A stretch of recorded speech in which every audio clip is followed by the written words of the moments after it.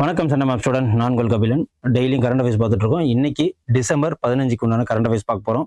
Current affairs பார்க்கறதுக்கு முன்னாடி எங்கள் இன்ஸ்டியூட்டில் என்னென்னலாம் ப்ராடக்ட் இருக்குது அப்படின்னு பார்த்தீங்கன்னா, இப்போ வரப்போகிற ஆனுவல் பிளானர் விட்டாங்க டிஎன்பிசிக்கு. So group 1, group 2 and group 4க்கு இப்போயே படிக்க ஆரம்பிச்சிருங்க. அது மட்டும் இல்லாமல் அதுக்கு டெஸ்ட் பேட்ச் போடுறதுங்கிறது ரொம்ப முக்கியம். ஓகே, எங்கள் இதில் ஆல்காரிதம் டெஸ்ட் அப்படின்னு சொல்லிட்டு எல்லாத்துக்குமே செப்பரேட்டாக டாபிக் வைஸ் நிறையா டெஸ்ட் இருக்குது. நீங்கள் என்ரோல் பண்ணிக்கிங்க. டெய்லியும் டெஸ்ட்டை ப்ராக்டிஸ் பண்ணிட்டே இருங்க. நீங்கள் பாஸ் பண்ணுறதுக்கு ரொம்ப யூஸ்ஃபுல்லாக இருக்கும். அதே மாதிரி கான்ஸ்டபிள் ஜிடி, இப்போ எஸ்எஸ்சியில் கான்ஸ்டபிள் ஜிடி ஒன்று அப்போ கூப்பிட்ருக்காங்க. அது ஏப்ரல் மாதம் எக்ஸாம்ஸ் வரப்போகுது. இன்னும் 3 மாதம் தான் டைம் இருக்குது. அதுக்கும் நீங்கள் டெஸ்ட் பேட்ச் போட்டுக்குங்க. ஸோ அதுவும் டாபிக் வைஸாக, அதாவது மேக்ஸ் ஆப்டிடியூடாக இருக்கட்டும், ரீசனிங்காக இருக்கட்டும், ஜிகே அண்ட் இங்கிலீஷில் எல்லாமே டாபிக் வைஸாக இருக்குது. நீங்கள் ஒன்ஸ் ஒரு தடவை அந்த டெஸ்ட்டை அட்டன் பண்ணிட்டீங்கன்னா உங்களுக்கு எக்ஸாம் பாயிண்ட், ஏன்னா இது கம்ப்யூட்டர் பேஸ்ட் டெஸ்ட் அப்படிங்கிறதுனால உங்களுக்கு எக்ஸாமில் ஈஸியாக இருக்கும். ஓகே, வாங்க இன்னைக்கு உண்டான கரண்ட் அஃபேர்ஸில் என்னென்ன இம்பார்ட்டன்ட் விஷயம் இருக்குன்னு பார்ப்போம். ஓகே, இன்னைக்கு நம்ம டிசம்பர் 15க்கு உண்டான கரண்ட் அஃபேர்ஸ் பார்க்க போகிறோம். ஸோ ஃபஸ்ட்டு நேஷ்னல் சம்மந்தப்பட்டது தான். Conservation, national energy conservation day. Every December 14 national energy conservation day நம்ம கொண்டாடிட்டு இருக்கோம். ஏன் எனர்ஜி இப்போதைக்கு எல்லாத்துக்குமே தேவை. இப்போது ஏஇன்னு சொல்கிறாங்க, டிஜிட்டல் மார்க்கெட்டிங் சொல்கிறாங்க, மெஷின் லேர்னிங்கு, ஃபுல் ஸ்டாக்கு. அதே மாதிரி நமக்கு இப்போ டெல்லியிலலாம் பார்த்துக்கிட்டிங்கன்னா பெட்ரோல், ஆயில், அந்த இதில் கேஸ் மூலயமா வர்ற இதனால பொல்யூஷன் அதிகமாக ஆகுது. இப்போ எனர்ஜி கன்சர்வேஷன் அதிகமாக இருக்கிறதுனால நம்ம சிட்டிசனுக்கு, அதாவது குழந்தைகளுக்கு, வருங்கால சந்ததியினர் இந்த எனர்ஜி கன்சர்வேஷன் எப்படி, அதை ப்ரொடக்ஷன் பண்ணுறது எப்படி, சோலார் மூலயமா, ஹைட்ரஜன், இது இப்போ ரீசெண்டாக கூட பார்த்தோம். இந்த நமோ கேட் அப்படிங்கிற அந்த வாரணாசியில் ஒரு இடத்துல ஹைட்ரஜன் எனர்ஜி மூலயமா அதை செலுத்துறதுன்னு சொல்லிட்டு, அதாவது அது ஒரு போட்டு, ஒரு கப்பல்னு வச்சுக்கிங்களேன், இன்லேண்ட் வாட்டர்வேஸ் கப்பல். ஓகே, அது மூலயமா அந்த எனர்ஜி எஃபிஷியன்சி பண்ணுறாங்க. ஸோ க்ரீன் எனர்ஜி ரொம்ப முக்கியம். அது பேஸ் பண்ணுற வகையில் தான் இந்த எனர்ஜி கன்சர்வேஷன் டே டிசம்பர் 14 ஒவ்வொரு வருஷமும் நம்ம கொண்டாடுறோம். ஸோ இது ஒரு அவேர்னஸ்க்காக தான். ஸோ வருங்கால ஸ்டூடெண்ட்ஸு, அதுக்கப்புறம் இன்றைய மாணவர்கள் தான் நாளைய எதிர்காலம் அப்படின்னு சொல்லிட்டு சொல்லுவாங்க இல்லைங்களா, அதே பேஸ் பண்ணி தான் டிசம்பர் 14 ஒவ்வொரு வருஷமும் நம்ம எனர்ஜி கன்சர்வேஷன் டேவாக கொண்டாடுறோம். ஸோ ஆற்றல் திறன் மற்றும் பாதுகாப்பின் முக்கியத்துவத்தை குறித்து இதில் சொல்கிறதுக்கு தான் இது main thing. So national energy conservation day 2025 எதை ஃபோக்கஸ் பண்ணியிருக்காங்க அப்படின்னு பார்த்தீங்கன்னா, எம்பசைஸ் யூத் பார்ட்டிசிபேஷன், ஆற்றல் தேவை தொடர்ந்து அதிகரித்து வருவதால் இருக்கும் வளங்களை பாதுகாப்பது ஒரு தேசிய முன்னுரிமையாக மாறி இருக்கு. ஸோ இதோட மட்டும் இல்லாம 2025 அவங்க எதை ஃபோக்கஸ் பண்ணியிருக்கிறாங்க இந்த இதுல அப்படின்னா, மாணவர்கள் தங்கள் பள்ளிகள் மற்றும் சமூகங்கள்ல எரிசக்தி பாதுகாப்பு தூதர்களாக செயல்பட வேண்டும் அப்படின்னு சொல்லிட்டு சொல்லியிருக்கிறாங்க. ஓகே, இதுல என்ன youth participation encouraging students to act energy conservation அம்பாசிடரா ஸ்கூல்ஸ் அண்ட் கம்யூனிட்டிஸ்ல இருக்கணும் அப்படின்னு சொல்லிட்டு சொல்றாங்க. இது என்ன அப்படின்னா, டிசம்பர் மாதத்துல என்னென்ன முக்கிய நாட்கள், இது ஒரு ரிவிஷன் பர்பஸ்க்காக கொடுக்கறது தான். இப்போ டெய்லியும் ஒவ்வொரு நாள் இம்பார்ட்டன்ஸ் டே பார்க்குறோம். ஸோ அது நமக்கு கொஷின்ஸ்ல எல்லா காம்படிட்டிவ் எக்ஸாம்லையுமே 2-3 கொஷின்ஸ் கேட்குறாங்க. ஸோ இதை நம்ம டெய்லியும் ரிவிஷன் பண்ணணும். ஓகே, அதனால தான் இதை டெய்லியும் கொடுத்துருக்கோம். ஸோ இதை ஒரு தடவை பார்த்துக்குங்க. டிசம்பர் 11, 12 வரைக்கும் இருக்கு. ஓகே, இப்போ நாளைக்கு நான் கொடுக்கும்போது இதில் 14, 15 தேதிக்கு என்ன இம்பார்ட்டன்ஸ் டேட் இருக்கு அப்படின்னு சொல்லிட்டு அதையும் கொடுத்துருவோம். அடுத்த கொஸ்டின், 2வது. இது என்ன அப்படின்னா, ப்ராஜெக்ட் சன் கேச்சர் அப்படின்னு சொல்லுவாங்க. ஓகே, இது யாருன்னா கூகுள் இருக்கு இல்லைங்களா, கூகுள் அவங்க தான் இந்த சன் கேச்சர் ப்ராஜெக்டை ஆரம்பிச்சிருக்காங்க. மிஷின் லேர்னிங் மூலியமா அது சேட்டலைட்ல, அதாவது வான்வெளியில எந்த ஒரு ரெஸ்ட்ரிக்ஷனுமே கிடையாது அப்படிங்கிறதுனால இவங்க சேட்டலைட் மூலியமா இந்த சன் கேச்சர் பண்ணியிருக்காங்க. Solar powered AI data centre உருவாக்குறதுக்காக இந்த ப்ராஜெக்டை ஆரம்பிச்சிருக்காங்க, சன் கேச்சர். ஸோ இது என்னென்னு பார்ப்போம். கூகுள் சிஇஓ இதை அறிவிச்சிருக்காரு. கூகுளோட சிஇஓ யாரு அப்படின்னு பார்த்தீங்கன்னா உங்களுக்கே தெரியும். Long term research plan to setup solar powered data சென்டரை உருவாக்குறது தான் இது. ஓகே, கூகுள் டென்சர் செயலாக்க அலகுகள், அதாவது டிபியூன்னு சொல்லுவாங்க. டிபியூனா டென்சார் ப்ராசஸிங் யூனிட். ஸோ இதை பயன்படுத்தி பெரிய அளவிலான இயந்திர கற்றலை, அதாவது மெஷின் லேர்னிங் செயல்பாடுகளையும் செயற்கைக்கோள் விண்மீன்களை உருவாக்குவதும் இது முக்கியமான நோக்கமா இந்த ப்ராஜெக்ட் சன்கேச்சரை உருவாக்கி இருக்கிறாங்க. யார் அப்படின்னா கூகுள் சிஓ இதை அறிவிச்சிருக்கிறாரு. இந்த விண்வெளி அடிப்படையிலான தரவு மையங்கள் பூமியை அடிப்படையாக கொண்ட தரவு மையங்களாக உருவாக்கணும் அப்படிங்கறதான் இதோட மெயின் நோக்கமே. இது மட்டும் இல்லாம 1967 இதுக்கு ஒரு அக்ரிமெண்ட் இருக்கு. என்ன அப்படின்னா, வெளி விண்வெளி ஒப்பந்தத்தின்படி விண்வெளி தேசிய அதிகார வரம்பிற்குள் இல்லாததால் இந்த திட்டம் தரவு இறையாண்மை அதிகரிக்கிறது அப்படின்னு சொல்லிட்டு இதுக்குன்னு ஒரு எப்படி இப்போ லேண்ட் பார்டர் இருக்கிற மாதிரி, வாட்டர் பார்டர் இருக்கிற மாதிரி இதுக்குன்னு ஒரு பார்டர் கிடையாது. அப்படிங்கிறப்போ அந்த இதுல ரொம்ப இறையாண்மையை மேற்கொள்ளலாம் இறையாண்மையா, அதாவது சாவர்னிட்டியோட நம்ம எல்லா ரிசர்ச்சும் பண்ணலாம் அப்படிங்கறதான் இதோட மெயின் நோக்கம். கூகுளோட சிஇஓ நிறுவனர் யாரு? Lorry page and cherry page. இப்ப தலைமையகம் கலிபோர்னியா அமெரிக்கால இருக்கு. தலைமை நிர்வாக அதிகாரியாக சுந்தர் பிச்சை இருக்கிறாரு. ஓகே, செப்டம்பர் 4 1998 ஆரம்பிக்கப்பட்டது. ஓகே, இதையும் நோட் பண்ணி வச்சுங்க. அதுக்கப்புறம் அடுத்து Mars atmosphere and volatile evolution, MAVEN சொல்லுவாங்க. Okay, MAVEN Mars atmosphere and volatile evaluation.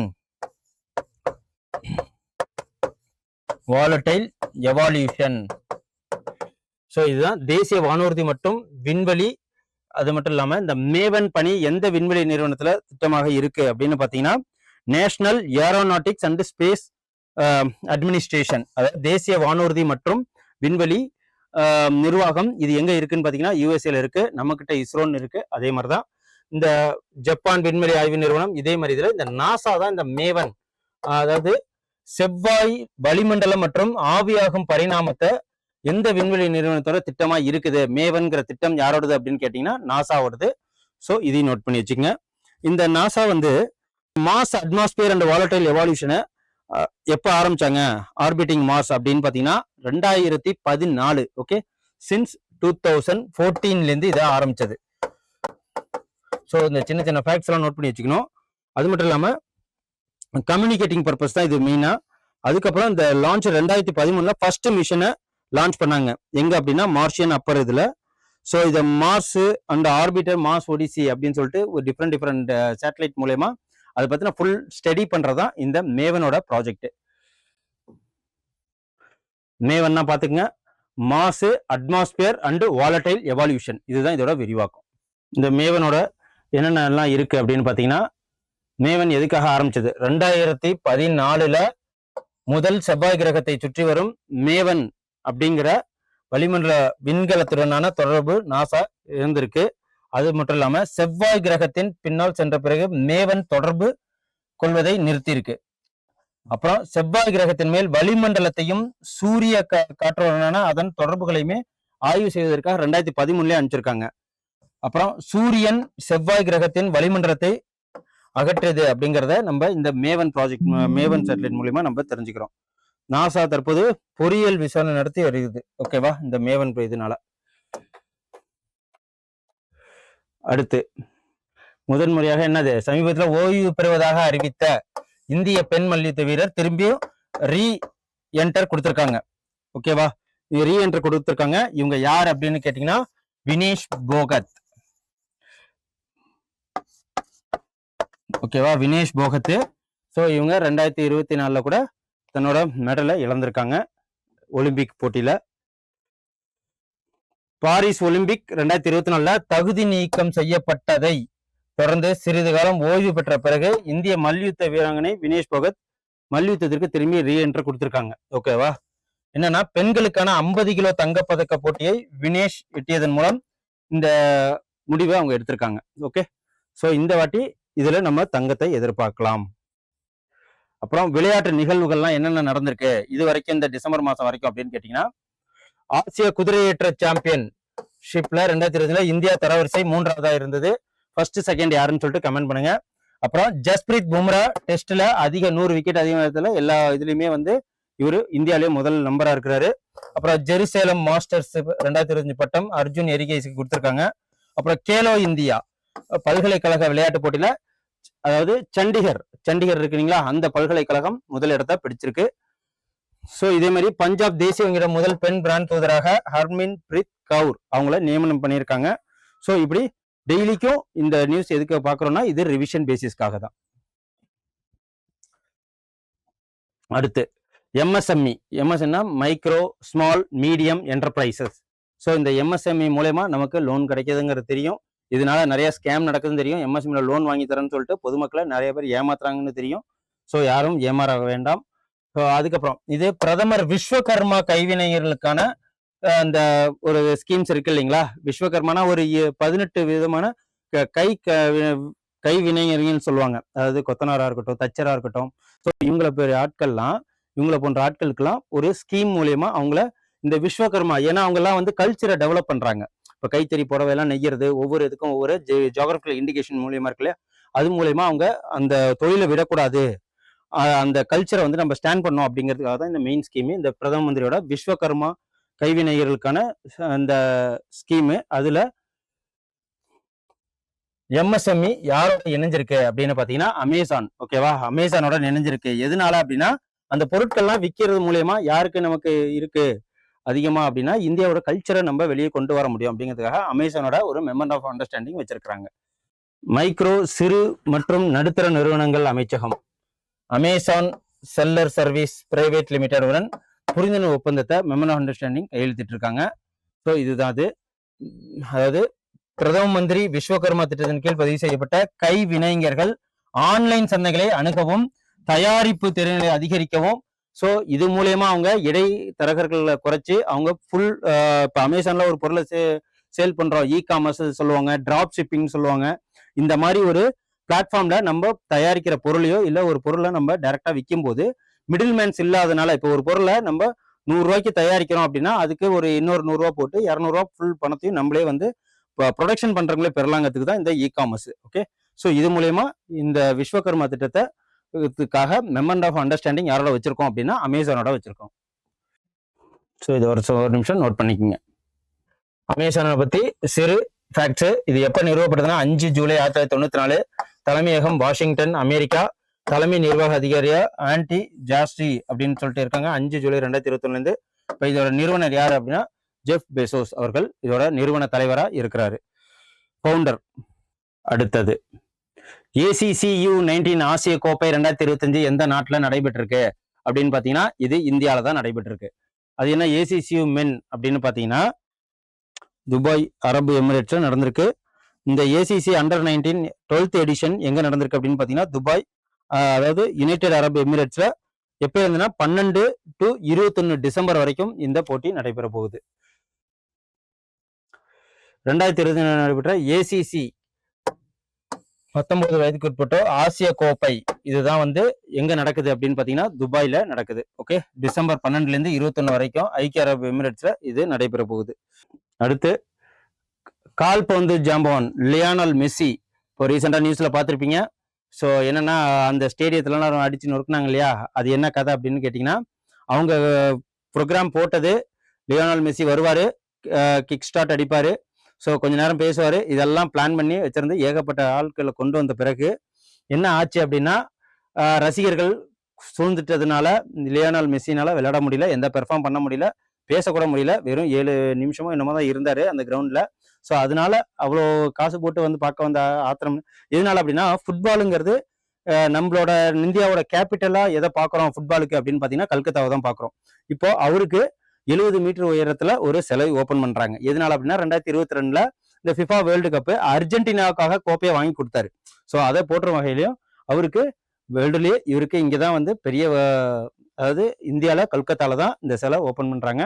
அதை ஓப்பன் பண்றதுக்கு தான் வந்திருக்கிறாரு. ஓகே, கால்பந்து ஜாம்பவான் லியோனல் மெஸ்ஸிக்கு 70 அடி உயர இரும்பு சிலை எந்த நகரத்துல நிறுவப்பட்டிருக்கு அப்படின்னு சொன்னீங்கன்னா கல்கத்தால. ஓகேவா, கொல்கத்தான்னு சொல்லுவாங்க.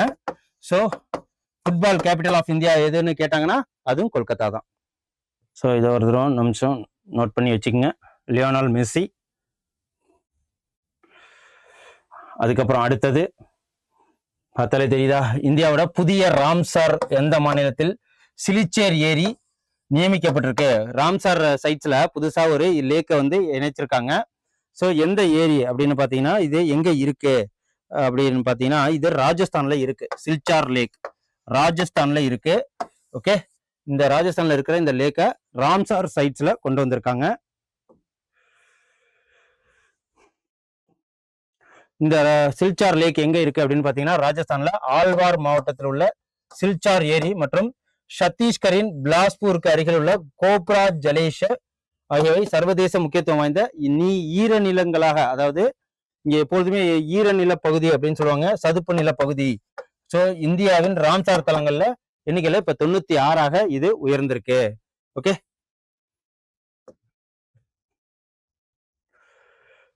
சில்சார் ஏரி ராஜஸ்தான்ல இருக்கு. இது என்னன்னா human made artificial lake and wetland. இதுதான் மனிதனால் உருவாக்கப்பட்டதான் இந்த சில்சார் லேக்கு. இது 25, அதாவது 2581 இந்த important water body of semi arid ஜோன்ல இது இருந்திருக்கு. 8 மைல் சவுத் வெஸ்டும் ஆழ்வார் சிட்டி வரைக்கும் இது நீண்டிருக்கு. ஓகேவா, இது எதுக்காக அப்படின்னா சர்சிகா டைகர் ரிசர்வ் அப்புறம் எக்கோ டூரிசம் இம்ப்ரூவ் பண்றதுக்காகவும் இந்த சில்சார் லேக்கு இருக்கு. நக்சல் இல்லாத மாநிலமா எதை அறிவிச்சிருக்காங்க அப்படின்னு பாத்தீங்கன்னா இப்போதைக்கு மத்திய பிரதேசத்தை நக்சல் இல்லாத, அதாவது நக்சல் ஃப்ரீ மாநிலமாக யார் வந்து சொல்லியிருக்கிறாங்க அப்படின்னா அந்த மத்திய பிரதேசத்தோட சிஎம் அவர்கள் என்ன பண்ணியிருக்காங்க, மோகன் யாதவ் அவங்க தான் டிக்ளேர் பண்ணியிருக்காங்க. மோகன் யாதவ் இந்த நக்சல் அப்படிங்கிறவங்க காட்டுல இருப்பாங்க. இவங்களால ஏகப்பட்ட பேருக்கு என்னன்னா ரொம்ப பிரச்சனைகள் இருக்கும். கவர்மெண்டோட எந்த ஸ்கீமே இந்த நக்சல்ஸ் வந்து என்ன பண்ண மாட்டாங்க, அவங்க வசிக்கிற கிராமத்திலயோ இடத்துலயோ இம்ப்ளிமெண்ட் பண்ண விட மாட்டாங்க. அவங்க யாருக்கு எகெயின்ஸ்ட் அப்படின்னா கவர்மெண்ட்டுக்கு எகெயின்ஸ்ட், கவர்மெண்ட் ஸ்கீம்ஸுக்கு எகெயின்ஸ்ட், எந்த ஒரு நல்லதுமே பண்ண விட மாட்டாங்க. ஸோ பொதுமக்களுக்கு அச்சுறுத்தல் பண்ண மாட்டாங்க. ஸோ இந்த நக்சல் ஃப்ரீ நாடா வந்து மாநிலமா வந்து எதை அறிவிச்சிருக்காங்க அப்படின்னா மகாராஷ்டிரா. இப்போ நக்சல்ஸ்லாம் எங்க அதிகமா இருப்பாங்க அப்படின்னு பார்த்தீங்கன்னா ஆந்திரா, ஒடிஷா, வெஸ்ட் பெங்கால், சண்டிகர், அதுக்கப்புறம் வந்து இந்த சத்தீஸ்கர், அதுக்கப்புறம் இந்த மாதிரி மத்திய பிரதேஷ் இந்த மாதிரி இடத்துல இருப்பாங்க. ஸோ இவங்க இல்லாத ஒரு இதா, ஏன்னா அவங்களுக்கு திருப்பி படிப்பு கல்வி கொடுக்கணும், அவங்களுக்கு நல்ல நல்ல விஷயங்கள் ரோடு போட்டு கொடுக்கணும், அவங்க கிராமங்களுக்கு என்னென்ன அடிப்படை வசதிகளை செஞ்சு கொடுக்கணும் அப்படிங்கிறதா மெயின் நோக்கமே. இவங்களுக்கு ரீஹாபிலிட்டேஷன் கொடுக்கணும் அப்படிங்கிற மெயின் நோக்கத்திலையும் கவர்மெண்ட் என்னதான் வந்து இனிஷியேட்டிவ் எடுத்தாலும் அதுல இருக்கிற தலைவர்கள் தப்பா புரிஞ்சுக்கிட்டு என்ன பண்றாங்க, கவர்மெண்டே எதுக்குறாங்க. ஸோ இதை தான் அவங்க என்ன பண்ணுவாங்க அப்படின்னா வரப்போற சோல்ஜர்ஸ், உள்ள இன்ட்ரூஷன் ஆகிற கவர்மெண்ட் சர்வன்ஸ் இவங்களெல்லாம் பிணைக்கதையா பிடிச்சி வச்சுக்கிட்டு அச்சுறுத்துவாங்க. ஓகே, பொதுமக்களுக்கு எந்த அச்சுறுத்தலும் கொடுக்க மாட்டாங்க. ஸோ இதுதான் மத்திய பிரதேசத்துல மாவோயிஸ்டுகள் வியத்தகு முறையில சரணடைந்த தொடர்ந்து மத்திய பிரதேச முதல்வர் மோகன் யாதவ் மாநில நக்சலில் இருந்து முற்றிலும் விடுபட்டதாக அறிவிச்சிருக்கிறார். ஓகே, அதுக்கப்புறம் சமீபத்தில் பிஎன்பி வீட்டு வசதி நிதி நிறுவனத்தோட எம்டி அண்ட் சிஇஓ யார் பொறுப்பேற்றிருக்காங்க அப்படின்னு பாத்தீங்கன்னா அஜய் குமார் சுக்லா அவர்கள் இதுல இடம்பெற்றிருக்காங்க. இவங்க தான் தேர்ந்தெடுத்திருக்காங்க. அதுக்கப்புறம் இது 2026ஆம் ஆண்டுக்கான காமன்வெல்த் கோகோ சாம்பியன்ஷிப் எந்த நாட்டில் நடைபெறதா சொல்லியிருக்காங்க அப்படின்னு பாத்தீங்கன்னா இது வந்து இந்தியா. ஓகேவா, முன்னாடியே அந்த ஏசிசி கப் சொன்னோம் இல்லைங்களா, இந்தியான்னு சொல்லிட்டு தப்பா சொன்னோம் இல்லையா. ஸோ அது அங்க அரப் எமிரேட்ஸ், இது எதுவும் மிஸ் மேட்ச் பண்ணியாச்சு. So sorry for that.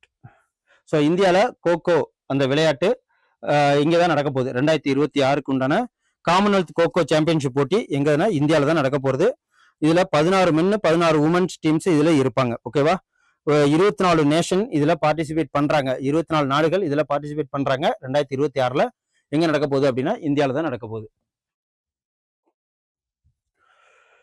So இந்தியாவின் முதல் முறையாக காமன்வெல்த் கோகோ சாம்பியன்ஷிப் போட்டி எப்ப நடைபெற போகுது டேட்டை பார்த்துக்கங்க. 9, அதாவது மார்ச் 9லேருந்து மார்ச் 14க்குள்ள இது நடத்த உள்ளதாக தெரிவிச்சிருக்காங்க. மொத்தம் 24 நாடுகள் இதுல பங்கேற்க போறாங்க. ஓகே, இன்னைக்கு உண்டான கரண்ட் அஃபேர்ஸ் உங்களுக்கு ரொம்ப ரொம்ப யூஸ்ஃபுல்லா இருக்கும். ஸோ இதுக்கப்புறம் நாளைக்கு உங்களுக்கு இம்பார்ட்டன்ட் நியூஸோட வந்து நான் உங்களை சந்திக்கிறேன். நன்றி, வணக்கம். Send a map. You dare to dream, we care to accomplish.